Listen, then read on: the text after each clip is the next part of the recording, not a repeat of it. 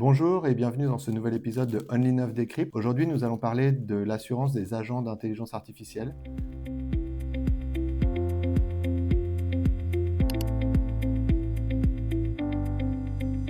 En novembre 2022, ChatGPT lance le premier LLM grand public et on sait tous la révolution que ça a fait dans l'adoption des intelligences artificielles par les particuliers, par les entreprises, dans les organisations. On connaît les chiffres de rapidité, du nombre d'utilisateurs qui ont beaucoup circulé et qui sont vraiment impressionnants. Il a fallu quand même quelques temps pour que ça rentre dans la transformation du modèle économique des entreprises numériques, mais cette année, en 2026, on constate dans l'écosystème un réel boom des startups qui se créent autour de développement d'agents d'intelligence artificielle pour répondre à des problématiques métiers spécifiques, beaucoup dans le secteur du B2B. Ça pose la question des responsabilités de ces agents sur lesquels on est souvent interrogé et je crois qu'il faut bien expliquer les responsabilités, comment elles se mettent en place et comment elles s'assurent.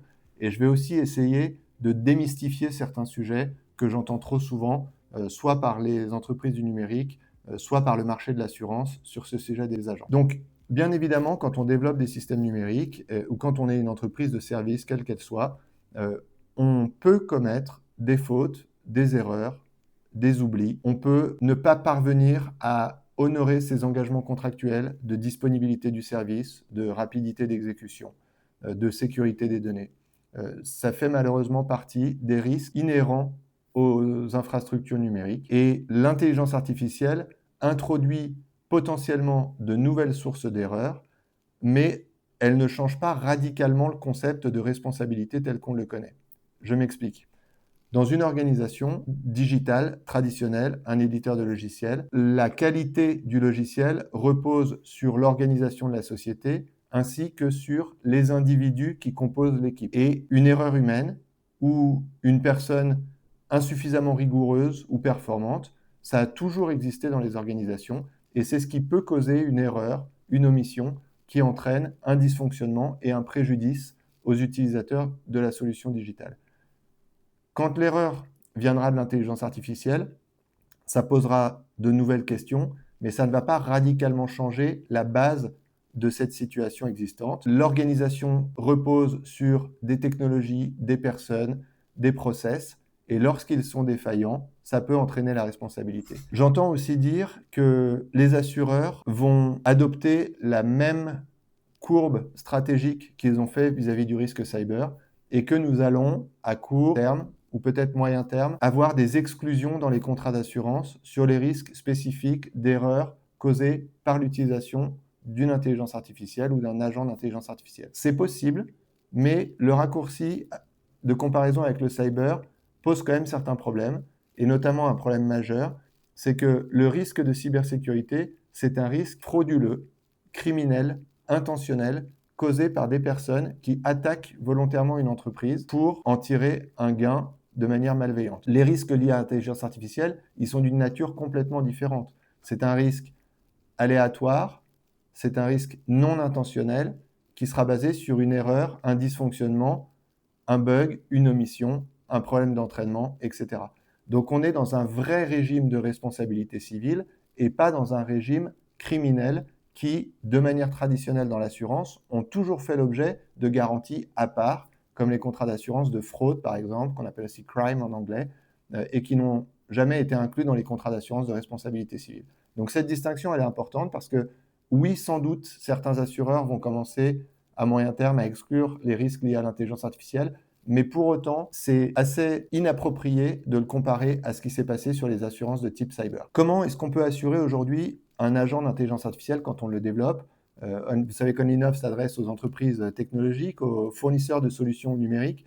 Donc c'est sous cet angle-là qu'on va aborder la question dans ce Only9 Decrypt. Je le disais, l'intelligence artificielle, c'est une brique technologique qui vient s'additionner aux briques technologiques que vous utilisez déjà. Vous avez aussi un système de sous-traitance qui va se mettre en place avec l'utilisation de LLM, qui soit open source ou qui soit payant. Et vous allez vous retrouver dans une situation qui est assez comparable à ce qu'on a connu il y a une quinzaine d'années avec l'essor du SaaS, où de nombreuses interrogations se sont posées sur les problématiques de la disponibilité, de la sécurité des données et des infrastructures, de l'hébergement et de la relation sous-traitée à l'hébergeur, et des limites de recours possibles contre les hébergeurs du fait de leur contrat de prestation de service. Donc là, on est dans une structuration de service et dans une chaîne contractuelle qui est très similaire et qui, de la même manière, ne va pas venir révolutionner les logiques de responsabilité. Donc, qu'est-ce qu'il faut vérifier dans votre contrat d'assurance de responsabilité civile? Il faut d'abord vérifier que le contrat d'assurance ne va pas exclure les risques liés à l'intelligence artificielle. Et il y a deux manières qui peuvent entraîner une exclusion de ce risque. C'est soit le fait que le risque soit exclu noir sur blanc, dans un contrat de type tout risque sauf, c'est-à-dire que l'assureur couvre tous les cas de sinistre sauf ceux qui sont exclus. Donc là, il faudra regarder qu'on n'a pas d'exclusion liée à l'intelligence artificielle. Il faut aussi vérifier qu'on n'est pas dans un contrat d'une autre nature, de type péril dénommé, on appelle ça dans le monde des assurances, c'est-à-dire que le contrat est rédigé en listant les types d'incidents qui sont assurés, ce qui est beaucoup plus restrictif. Et dans ces cas-là, vous ne trouverez pas d'exclusion sur l'intelligence artificielle, mais peut-être que vous ne trouverez pas de garantie spécifiquement liée à l'intelligence artificielle, ce qui est même plus probable. Et donc là, vous allez vous retrouver potentiellement avec un défaut d'assurance. Il faut ensuite regarder l'activité que vous allez assurer.